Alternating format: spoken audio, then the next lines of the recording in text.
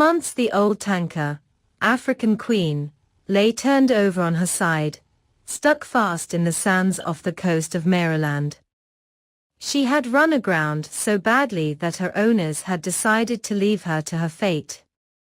It was considered impossible to refloat her, and the ship began to rust and sink deeper and deeper into the sands.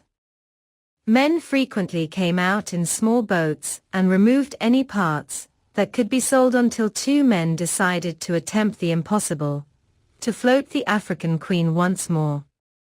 Both men were engineers and had no experience of ships, so that few people thought they could succeed. The men began by studying the exact state of the African Queen, and came to the conclusion that she would float again if air were pumped into the tanks, which were now full of seawater. A diver was sent down to examine the underside of the ship. In the cold, dark water he found an enormous hole in her side, which had been torn when the ship ran aground.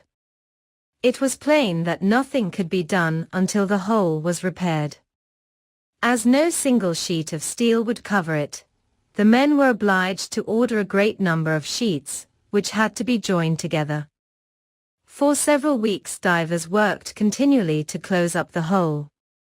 At times, the sea was so rough that it was difficult to go down, and on more than one occasion, they had to contend with sharks. At last the hole was covered and the men began to pump the seawater out of the ship's tanks.